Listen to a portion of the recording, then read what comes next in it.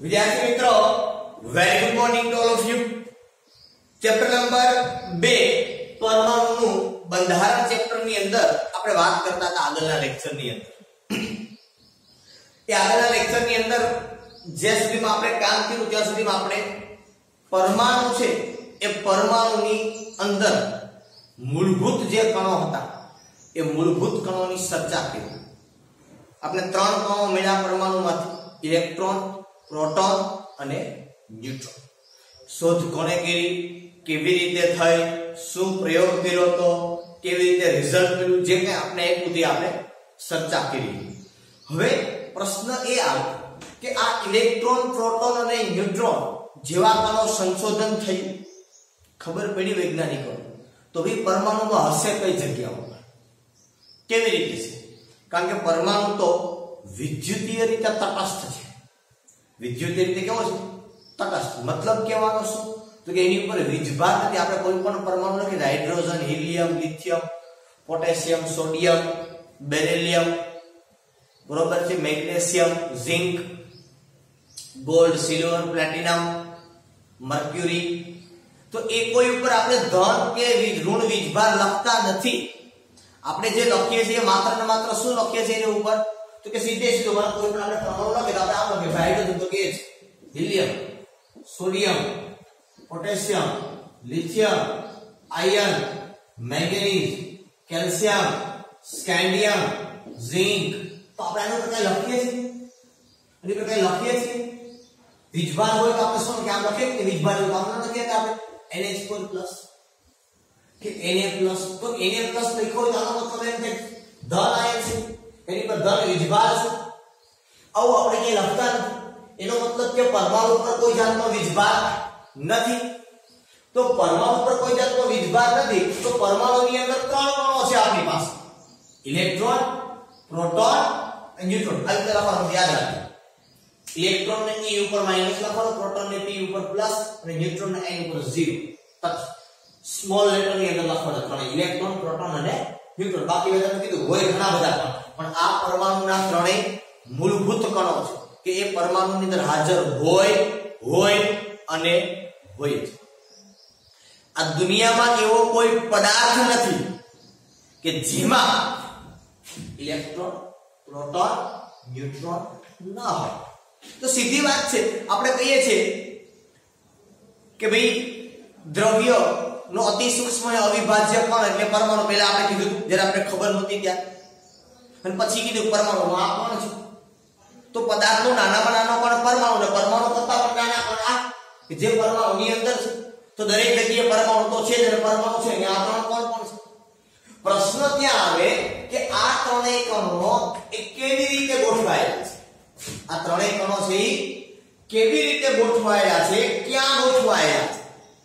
આના માટે Thomson, Rutherford, Bohr, Schrodinger ઘણા બધા વૈજ્ઞાનિકોએ ઘણા પ્રયત્નો, અને આ પરમાણુનો નમૂનો છે એને સમજાવવા માટેના પ્રયત્નો કર્યા, પણ આપણા સિલેબસની અંદર એ જ નમૂનાઓ આપ્યા છે કે જે નમૂનાઓ ખોટા છે પરમાણુના, બરાબર?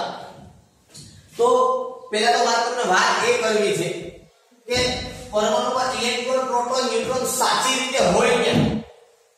પરમાણુમાં ઇલેક્ટ્રોન, પ્રોટોન અને ન્યુટ્રોન એ સાચી રીતે ક્યાં હોય આ મારે સમજાવવું છે, અને પછી સાબિતી મારે આપવી પડે। તમને ખબર હોવી જોઈએ, ખબર આપણે ગણિતમાં કહે છે કે બે left hand side equal to right hand side, બરાબર? આ સાબિત કરવા માટે આપણે એક બાજુ હોવી જોઈએ। એમ આપણે સાબિત કરવું છે કે પરમાણુમાં આ ત્રણેય કણો ક્યાં ગોઠવાયેલા હોય આવું જોવું તો સાબિત તો નથી કરવું, પણ વૈજ્ઞાનિકો જે સમજાવશે આપણે ચર્ચા કરી છે બાબત, પણ ક્યાં હોય હકીકતે તમને ખબર હોવી જોઈએ કે ભાઈ આવી રીતે પરમાણુની અંદર હોય।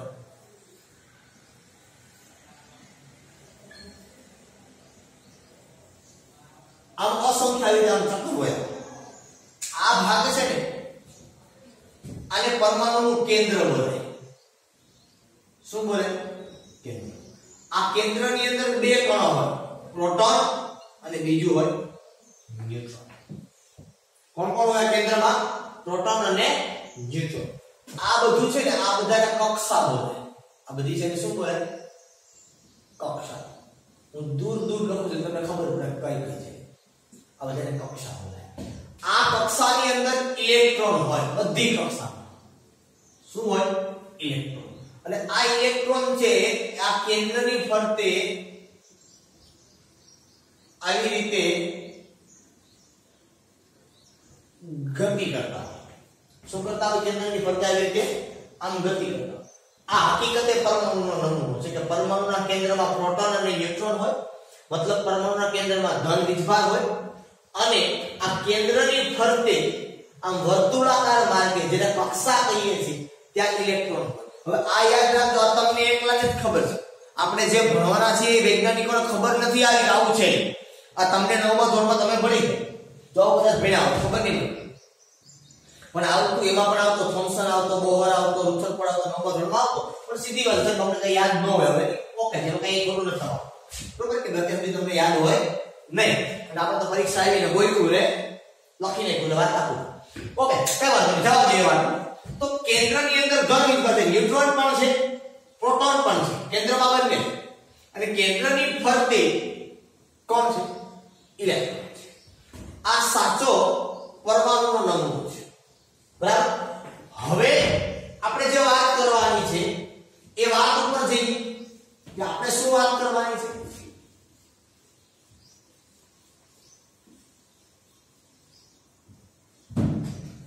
આપણો જે ટોપિક છે એ ટોપિકમાં આપણે એવું કીધું કે થોમ્સનનો પરમાણુનો નમૂનો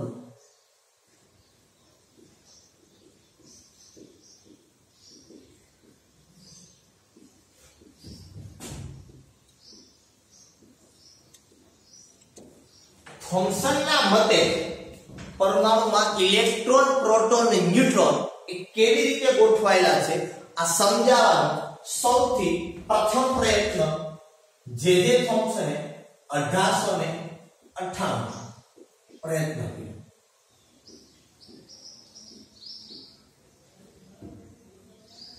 કર્યો જે થોમ્સને 1898 જેને ઇલેક્ટ્રોનની શોધ કરી એને સૌપ્રથમ આ પરમાણુનો નમૂનો છે એ સમજાવવાનો પ્રયત્ન એને સૌપ્રથમ એવું કીધું કે પરમાણુ એક ગોળાકાર છે થોમ્સનના મતે આ સાચો પરમાણુ છે આવો હોય થોમ્સનના મતે પરમાણુ છે એ કેવો છે તો કે ગોળાકાર છે ઓકે આ ગોળ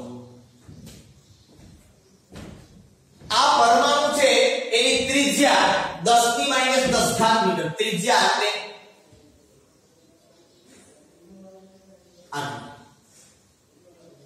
તમને કદાચ ખબર પડે 10 માં આટલું આટા હોય તમને કે ત્રિજ્યા એટલે વર્તુળના કેન્દ્રથી જીવા સુધીનું અંતર એટલે આ વર્તુળ છે પણ આપણે એને પરમાણુ કહીએ તો આપણે કેવો છે કે વર્તુળના કેન્દ્રથી જીવા સુધીનું અંતર એવું ન બોલાય તો શું બોલાય કે પરમાણુના કેન્દ્રથી બાહ્યતમ કક્ષા સુધીનું અંતર અને કક્ષા બોલે પણ જો કે જે સમયે ખબર નહોતી એટલે એને કીધું પરમાણુની ત્રિજ્યા આટલી 10 ની -10 ઘાત મીટર છે સૂક્ષ્મ પરમાણુ સીધી વાત છે આપણે પણ ખબર છે કે પરમાણુ નરી આંખે આપણે જોઈ શકતા નથી બરાબર તો એને આવું કીધું કે પરમાણુ છે એની ત્રિજ્યા એ 10 ની -10 ઘાત મીટર છે સેકન્ડ એને એવું કીધું કે પરમાણુમાં જો પેલી વાત એ કે જ્યારે થોમ્સને પરમાણુનો નમૂનો આપ્યો ને ત્યારે ન્યુટ્રોનની શોધ નહોતી થઈ યાદ રાખજો જ્યારે થોમ્સને પરમાણુનો નમૂનો આપ્યો ત્યારે ન્યુટ્રોનની શોધ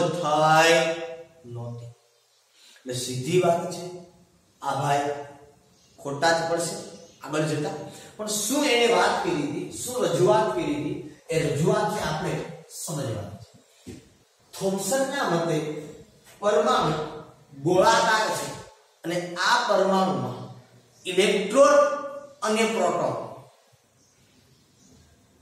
કેવી રીતે ગોઠવાયેલા છે તેને એવું કીધું કે ઇલેક્ટ્રોન આ પરમાણુની અંદર વિખેરાયેલા છે તો એને એવું કીધું આવી રીતે આમાં ઇલેક્ટ્રોન આમ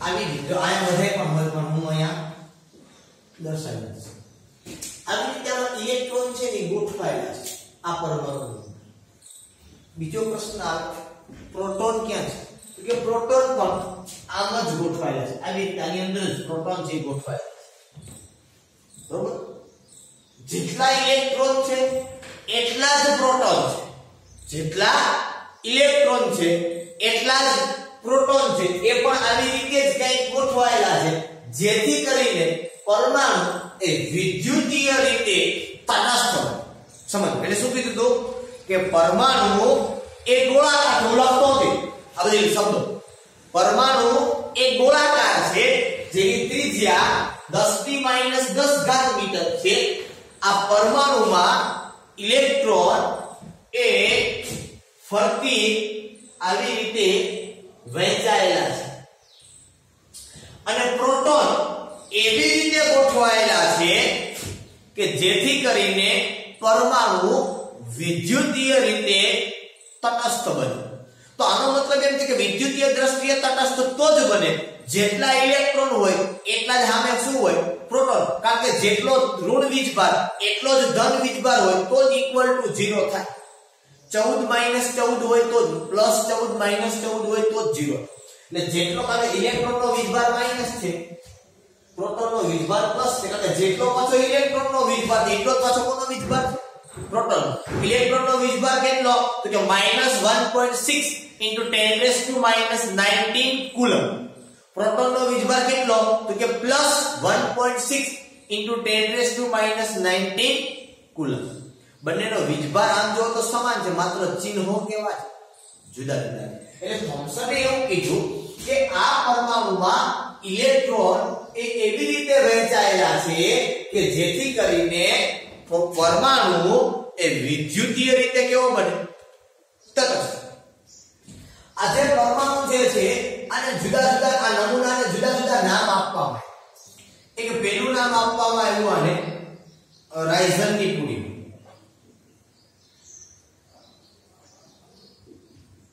બીજું નામ આપવામાં આવ્યું આને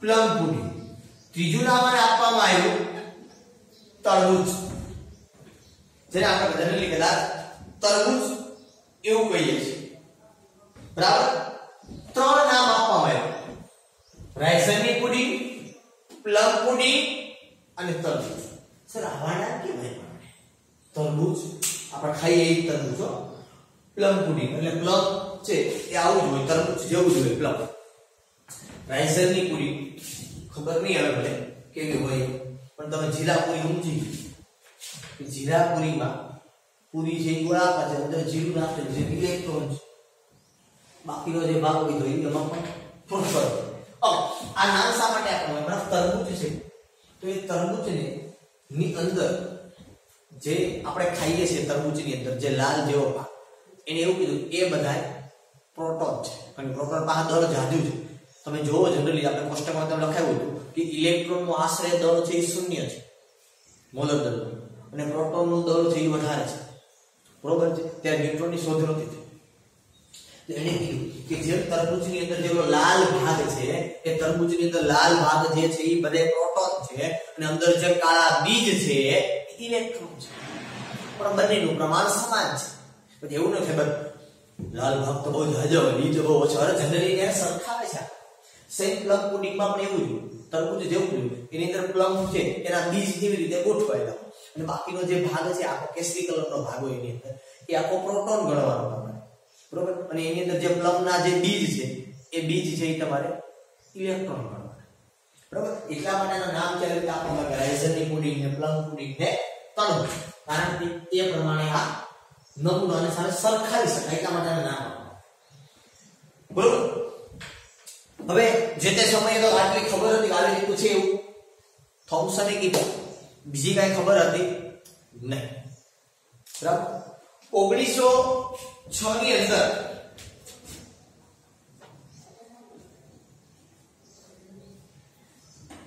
જે થોમ્સનને ભૌતિક શાસ્ત્રી તરીકે એક નોબેલ પારિતોષિક આપવામાં આવ્યું 1906 માં જે થોમ્સન છે તેને એક નોબેલ પારિતોષિક આપવામાં આવ્યું શેના માટે આપવામાં આવ્યું તો કે વાયુઓમાંથી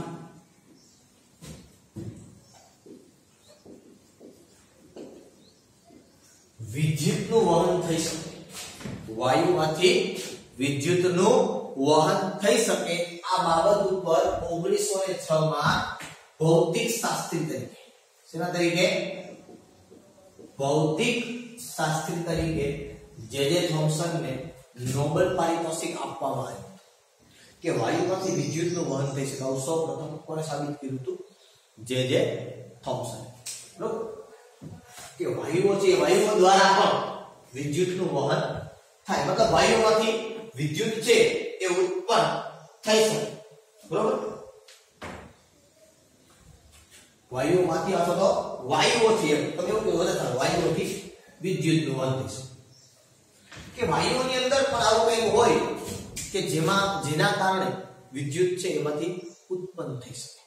બરાબર, એ કેટલું સરળ અને મુશ્કેલ છે એ તો આપણે અત્યારે ખબર છે કે અત્યારે વાયુમાંથી વિદ્યુત નથી લાવતા, આપણે એનો મતલબ એવો થાય કે થોડું મોંઘું પડે. તો એમાં પણ પરમાણુ હોય, વાયુ પણ કોઈ પરમાણુ છે, એમાં પણ ઇલેક્ટ્રોન એમ પણ વિદ્યુતનું વહન થઈ શકે. તો આ 1906 માં આ બાબત ઉપર ઉપરથી પાછળથી જે સંશોધનો થયા ત્યારે ખબર પડી, પ્રાયોગિક સંશોધનના આધારે, કે થોમ્સને આપેલો આ જે નમૂનો છે એની બધી ખામી, આ નમૂનો સંપૂર્ણપણે સાચો નથી. હવે સાચું શું છે એ તમને સામે દર્શાવ્યું કે ઇલેક્ટ્રોન ક્યાં છે, પ્રોટોન ક્યાં છે. એને કીધું પ્રોટોન જે ઇલેક્ટ્રોન છે તેના પાછળના ભાગમાં જે પ્રોટોન છે, તરબૂચમાં જે લાલ ભાગ છે એ પ્રોટોનનો છે અને કાળા બીજ છે એ ઇલેક્ટ્રોનના છે. હવે અહીંયા પ્રોટોન છે એ નાના એવા ભાગમાં છે, ઇલેક્ટ્રોન છે એ ફરતી બાજુ આટા મારે. આ અંતર છે. બરોબર, એટલે જે આપણે આ એને નજીકપણામાં આપણે જઈ રહ્યા છીએ. એટલે આટલી વાત છે, પણ એટલી એ તો સાચું પડ્યું કે પરમાણુ ગોળાકાર છે. બરોબર, કયા કારણોના આધારે આવું બધું કીધું એ આધાર પુરાવાઓ આપણે આપવામાં આવેલા નથી, પણ આવું છે એ આપણે વસ્તુ ખાલી માત્ર ને માત્ર એ સમજાવેલી છે કે આવું આની અંદર હોય પરમાણુ છે, આવી થઈ શકે કે આવી સંભાવના છે. આવી જે તે સમયે થોમ્સન સંભાવના આપેલી. બરોબર, મેં તમને કીધું કે પાછળથી પછી સંશોધન થઈ અને ખબર પડી કે પરમાણુ છે એ આવો ન, અને અંદર કઈ ખામીઓ, બરોબર છે, અને કઈ પણ વસ્તુનું સંશોધન કરવું એ એટલું સરળ નથી જેટલું આપણે સમજીએ છીએ. બરોબર, તમે વિચાર કરો 1898 માં શરૂઆત કરી આવું કીધું છે. હવે એની પહેલા પ્રયત્નો તમે કેવી ન કરતો છે? બરોબર, અને એ પ્રયત્નો પછી એને તો ખાલી 1898 માં કીધું પરમાણુ આવો હોય. બરોબર, અને એ તો હજી સાચું તો પડ્યું નહોતું, ખાલી એને રજૂઆત કરે કે રશિયાવાળા કઈ રીતે અમે રસી બનાવી છે, એ સાચું ખોટું હજી નક્કી નથી, એને વાર લાગે સમજવા. પણ આ તો એ સમયની વાત છે કે ત્યારે આવા કમ્પ્યુટરાઇઝ સાધનો પણ નહોતા. ત્યારે આ વૈજ્ઞાનિકો છે એ આવો દાવો કરતા, પણ આની પાછળ ઘણો બધો સમય લાગતો, ઘણી બધી મહેનત છે એ લાગતી. એમને આ બધી વસ્તુઓ છે એ થઈ શકે નહીં. બરાબર, ઘણો બધો પરિશ્રમ પણ છતાં આપણું આવું ખોટું બનાવતો છે. સાચો કહી દેતા હોય કે આપણે કે આટલી એને મહેનત થી થોડું ઘણું કેવું તો પડે કે આવું આવ્યું હતું એમ કે, અને પછી આવું આવ્યું. બરાબર, કારણ કે આપણે આટલા વર્ષ મહેનત કરી હોય ને આપણે આ ઉપર કોઈ જોવે પણ નહીં, તો આપણે એમ થાય ને અંદરથી આપણે કોઈને આપણી કઈ છે જ નહીં, ગણના જ નથી આપણી. એમ તમારી ગણના જ ન કરો તો ખોટી વાત છે. એ બરાબર છે. ઓકે, અહીં સુધી આપણે આજના માટે રાખી. સાથે ટોપિક એટલા માટે નથી રહેતો કારણ કે બીજો જે નમૂનો આપણે ભણવાનો છે એ થોડોક મોટો નમૂનો છે, એક સાથે કરશું તો કદાચ લેક્ચર મોટો થશે, એટલે આપણે નેક્સ્ટ લેક્ચરની અંદર આ બાબતની ચર્ચા છે એ કરશું.